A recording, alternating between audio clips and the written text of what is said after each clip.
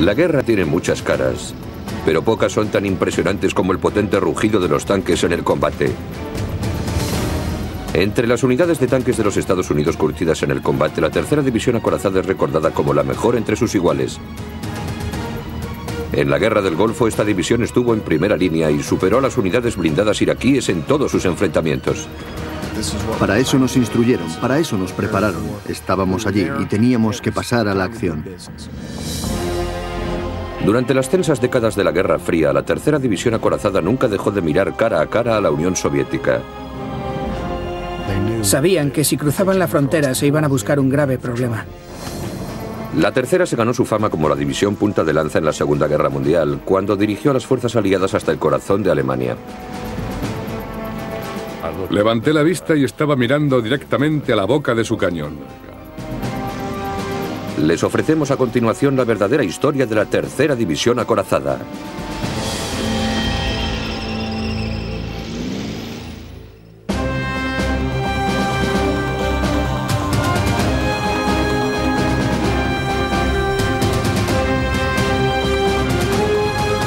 La verdadera historia de la tercera división acorazada, episodio 1. No hay ninguna duda sobre las intenciones de esta rugiente mole. Esta no es una máquina agrícola.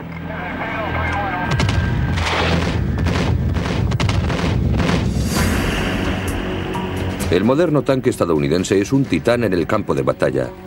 Con su gran cañón y su grueso blindaje, es una temible combinación de ataque y defensa. Un arma de guerra móvil que puede circular sobre casi cualquier tipo de terreno. Por supuesto, un tanque es poco más que una masa de metal sin vida cuando sus controles no están manejados por una tripulación de primera categoría. Los Estados Unidos tienen una larga tradición de guerreros blindados agresivos y victoriosos. De todas las orgullosas unidades que crearon este legado, no hay ninguna más grande que la tercera división acorazada. Conocida como la legendaria División Punta de Lanza, la tercera estableció sus credenciales durante la batalla para reconquistar Europa Occidental en la Segunda Guerra Mundial.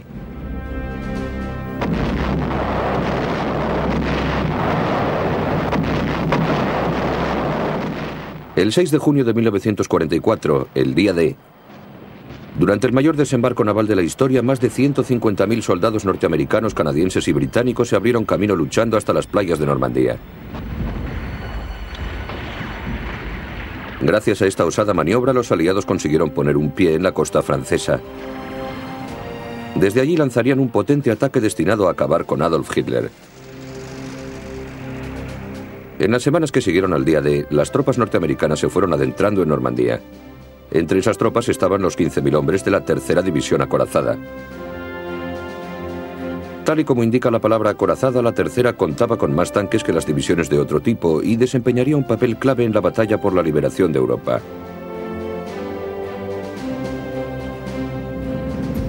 La tercera división formaba parte de una unidad de combate mayor, el séptimo cuerpo, que era a su vez uno de los diversos elementos constituyentes del primer ejército, las fuerzas norteamericanas que habían desembarcado el día D. El primer ejército estaba integrado en el 12º grupo del ejército, que incluía a la mayor parte de las tropas de los Estados Unidos que luchaban en Europa Occidental. El general Dwight Eisenhower, jefe supremo del mando aliado, había trazado la ruta que seguiría la inminente campaña. Preparó una ofensiva hacia el sur desde Normandía, seguida de un avance hacia el este atravesando Francia, Bélgica y entrando en Alemania. El Ruhr, el corazón industrial de Alemania, era el objetivo a largo plazo de las fuerzas aliadas. Es la zona en la que estaban las fábricas de acero, las fábricas de armamento, el carbón. Ese era el objetivo inicial del ataque. Si se podía capturar el Ruhr, se daría un golpe muy duro a la capacidad bélica de Alemania. En tanto que división acorazada, la tercera ocupaba a menudo la vanguardia del plan de ataque de Eisenhower. Una vez que las fuerzas de infantería habían abierto una brecha en la primera línea alemana, la tercera entraba por ella y seguía adentrándose en territorio enemigo. Sus cientos de tanques Sherman abrieron el camino. El M4 Sherman ya había demostrado su capacidad luchando en África del Norte en 1943 y 1944. El tanque Sherman pesaba unas 34 toneladas y estaba armado con un cañón de 75 o 76 milímetros y varias ametralladoras. Una de ellas era un arma del calibre 30 montada en la proa del tanque.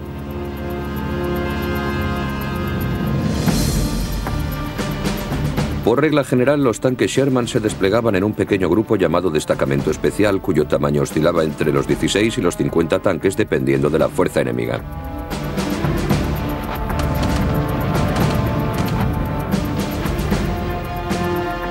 Un destacamento especial podía incluir también algunos tanques ligeros Stuart que tenían menos blindaje y un cañón más pequeño que el tanque Sherman, aunque eran mucho más veloces. El tanque Sherman necesitaba una tripulación de 5 hombres. El conductor se sentaba en la parte inferior derecha de la proa del tanque. A su lado, un artillero manejaba el cañón de proa del calibre 30. En la torreta, un cargador y un artillero operaban el cañón principal del tanque. El comandante del tanque también en la torreta era los ojos y los oídos de la tripulación. Normalmente avanzamos con la escotilla abierta hasta que se intensifica el fuego y entonces la bajamos hasta dejar una rendija por la que podíamos mirar. Si la situación se ponía demasiado fea, cerrábamos la escotilla y mirábamos por el periscopio, pero no se veía demasiado bien y nos sentíamos perdidos. No creo que nadie cerrase nunca del todo la escotilla. Los ocupantes de tanques que más murieron fueron los comandantes porque éramos los que asomábamos la cabeza. Los artilleros eran los que más posibilidades tenían de ser ascendidos a comandante, pero muchos de ellos no querían el ascenso porque quizás habían visto ya morir a 3 o 4 comandantes de tanque. La tercera división acorazada también incluía un batallón de cazatanques M10. El M10 estaba construido sobre el chasis de un Sherman y parecía un tanque, pero tenía una torreta abierta. Los cazatanques, generalmente equipados con un cañón de 90 milímetros, tenían más potencia de fuego que los Sherman. Una de las desventajas del M10 era su mecanismo para hacer girar la torreta. El cañón tenía un giro tan lento que no podíamos protegernos en caso de que un tanque alemán nos atacara desde un ángulo determinado, así que siempre trabajábamos en parejas. Uno avanzaba con el cañón apuntando a la derecha y el segundo lo hacía con el cañón apuntando a la izquierda para podernos cubrir adecuadamente. Aunque la tercera era una división acorazada, también incluía un regimiento de infantería. Esos soldados de a pie desempeñaron un papel crucial tanto en la penetración inicial de las posiciones enemigas como en las operaciones de limpieza después de haber tomado una zona. Si perteneces a la infantería, no tienes ninguna garantía de vivir una larga vida. Perdimos muchísimos hombres. Muchas veces los tanques no podían avanzar y a nosotros nos tocaba romper las líneas. Hacíamos lo que podíamos.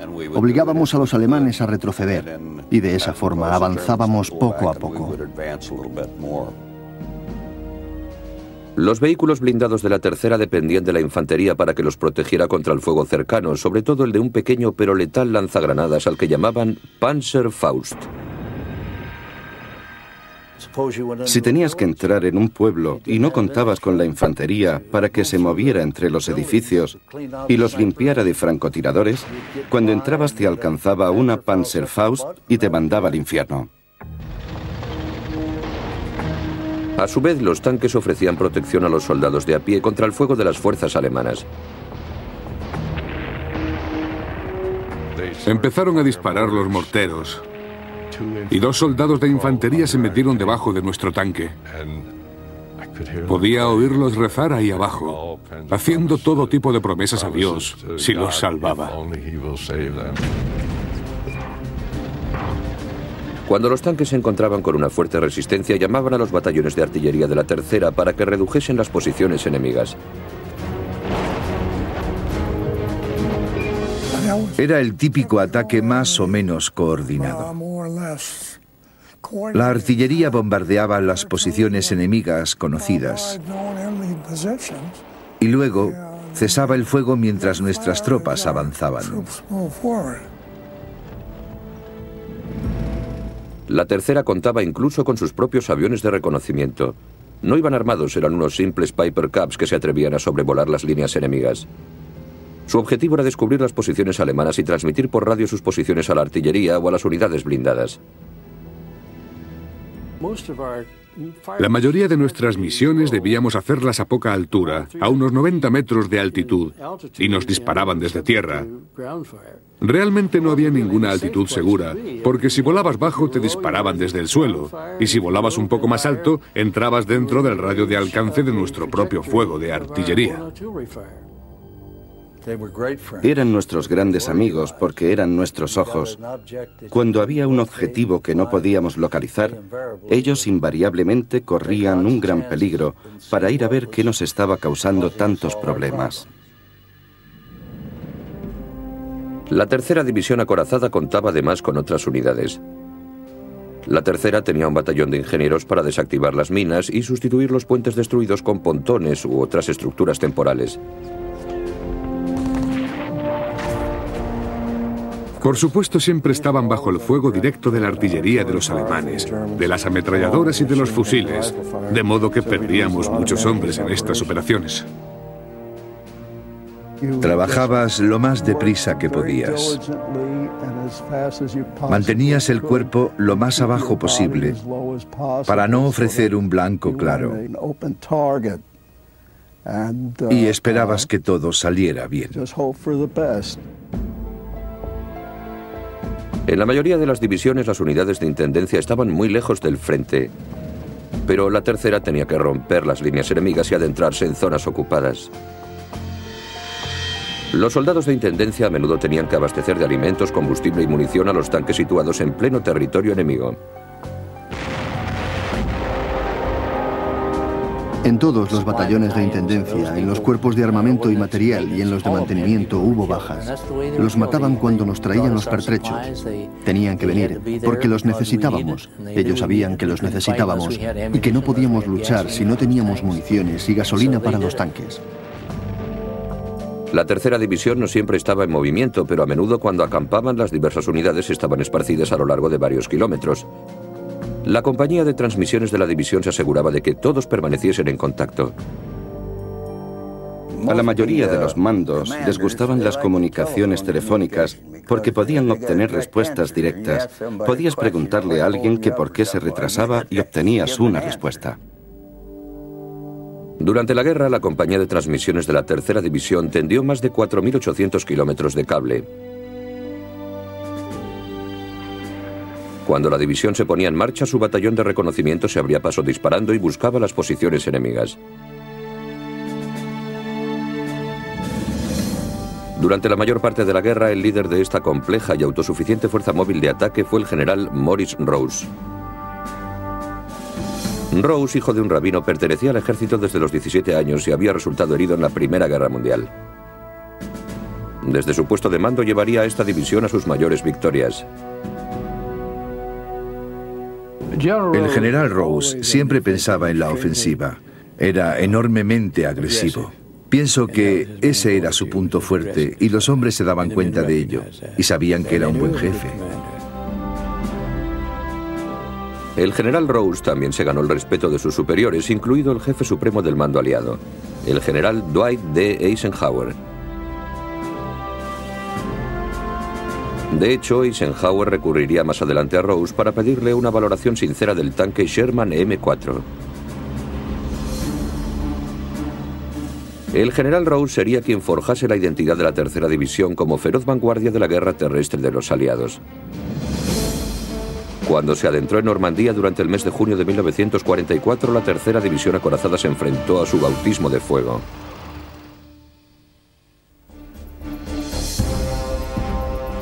El plan aliado para la invasión de Europa Occidental se encontró con problemas poco después del día D. Normandía estaba dividida en cientos de pequeñas granjas, cada una de ellas bordeada por densas hileras de árboles pequeños. Estos setos podían tener un grosor de casi 1 metro y una altura de 3 metros, proporcionando una defensa perfecta a las fuerzas alemanas. Durante la mayor parte del mes de julio de 1944, la tercera división acorazada y otras unidades norteamericanas se vieron frenadas por los setos. Hubo un